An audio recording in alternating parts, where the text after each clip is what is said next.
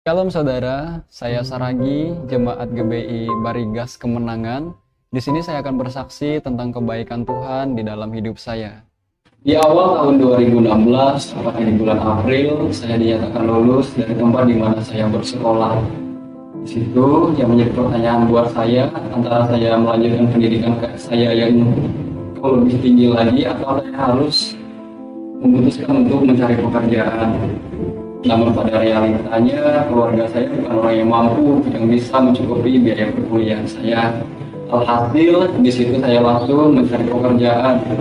Saya bersyukur sekali waktu itu karena saya tidak membutuhkan waktu yang lama untuk mencari pekerjaan. Kurang lebih 1 sampai 1,5 tahun saya bekerja, saya merasakan tidak ada perubahan yang signifikan di dalam hidup saya. Gali lubang tutup lubang juga pernah saya alami. Saya juga memutuskan untuk mencari pekerjaan yang baru. Kebetulan salah satu perusahaan kelapa sawit yang ada di Katingan tepatnya sedang membuka lowongan pekerjaan. Tes pertama saya lulus, tes kedua juga saya lulus, dan menyusun jadwal lagi untuk keberangkatan ke perusahaan tersebut. Sama sekali saya tidak pernah melibatkan pemimpin saya dalam kebingungan saya, dalam kegalauan saya. Ya, saya tidak pernah sharing. Saya mengambil keputusan saya sendiri karena yang saya pikir waktu itu ini adalah kehidupan saya. Keputusan yang saya ambil saya sendiri yang tanggung. Kehidupan yang saya jalani saya yang tahu, baik buruknya saya yang tahu. Satu malam sebelum saya berangkat, saya baru kasih tahu pemimpin saya bahwa saya akan berangkat besoknya ke Tumbang Samba. Pemimpin tidak bisa komen apa-apa lagi. Pemimpin hanya bisa bilang hati-hati di sana jadi berkat, jaga hubungan dengan Tuhan. Pemimpin hanya bisa memberikan dukungan yang terbaik untuk anak selnya. 1 minggu, 2 minggu saya di sana sepertinya berjalan dengan baik-baik saja. Saya bisa jadi berkat di sana, hubungan saya dengan Tuhan pun saya rasa juga oke-oke saja seperti itu. Bahkan setiap subuh saya memimpin doa, saya memimpin sharing firman. Minggu selanjutnya saya sudah naik jadi pemimpin pujian di gereja di sana. Seperti janji Tuhan tergenapi bagi saya. Ternyata lama-kelamaan saya mulai meredup. Tidak ada api lagi di dalam Tuhan. Saya mulai merasakan tidak ada lagi semangat saya berdoa. Bahkan pergaulan saya pun sudah mengikuti pergaulan selama saya di perkebunan tersebut. Bagaimana cara hidup mereka, cara bergaul mereka. Saya berdoa, Tuhan, aku ini anakmu. Betulkah aku di sini, Tuhan? Timbul pertanyaan seperti itu. Tidak ada damai sejahtera, tidak ada ketenangan, tidak ada lagi hubungan yang kuat dengan Tuhan. Bahkan saya sudah melupakan yang namanya doa, yang namanya puasa, itu sudah tidak lagi di dalam kehidupan saya. Saya mengambil keputusan yang sangat berat waktu itu, yaitu untuk kembali ke Palangkaraya. Dan itu pun kabur. Tidak dengan cara yang baik-baik. Tapi itu memang harus saya ambil. Ke Palangkaraya pun saya bingung lihat kehidupan orang di kota. Kok bisa ya hidup di kota gitu? Bagaimana mereka bisa makan, bisa hidup? Waktu itu pun saya tidak langsung balik ke gereja. Bulan 2 Februari 2018 baru saya kembali ke gereja. Saya di situ disambut oleh teman-teman saya di situ disambut oleh pemimpin saya. Di situ saya juga langsung mencari pekerjaan lagi. Saya mendapatkan panggilan dari salah satu perusahaan di mana berkas saya ajukan, yaitu di mana saya bekerja sekarang. Tepat di tanggal 14 Februari 2018 saya dipanggil untuk bekerja. Saya bersyukur seperti itu.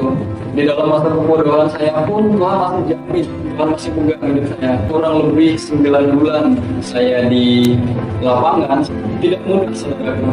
Oke, jam 3 hari Minggu saya harus sudah pulang ke rumah untuk siap-siap ke gereja.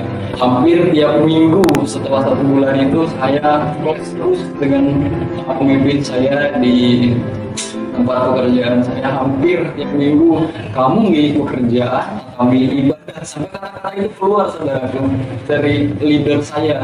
Tapi saya mengambil keputusan yang sudah saya tanam sejak awal saya bekerja di situ, bahwa saya tidak boleh diganggu-gugat untuk jam ibadah saya. Sekitar 9 bulan saya jalani sebagai teknisi lapangan. Saya mengambil doa dan puasa 36 hari sebelum hari ulang tahun saya mengambil doa puasa waktu itu. Dan ternyata ada perkara lain yang Tuhan ingin bukakan waktu itu. Kenapa saya harus melakukan doa puasa selama 36 hari.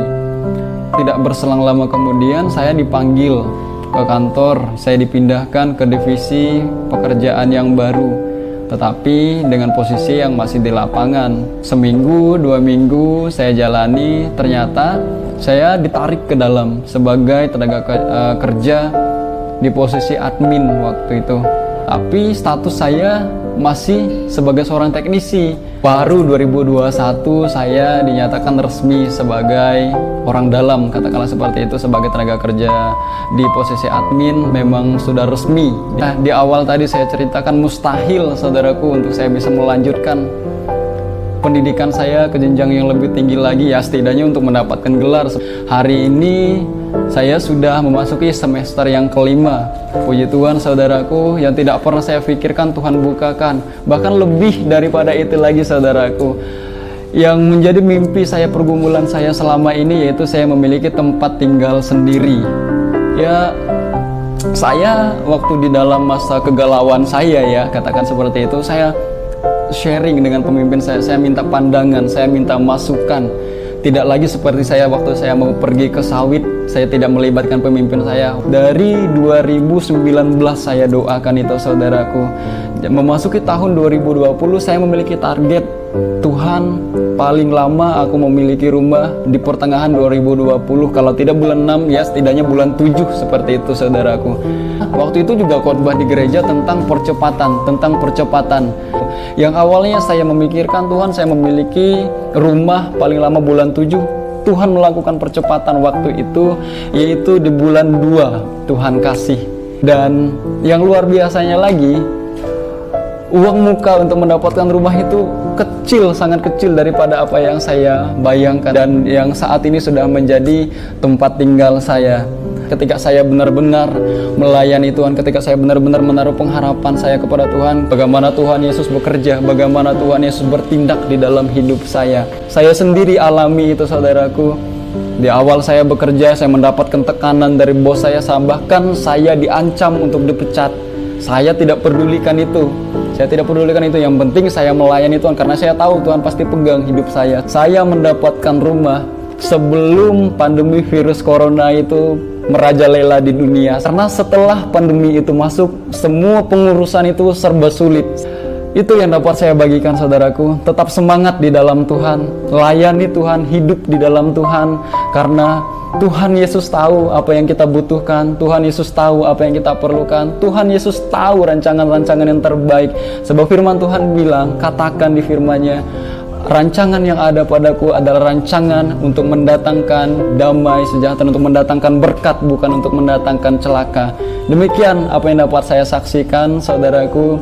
Tuhan Yesus memberkati.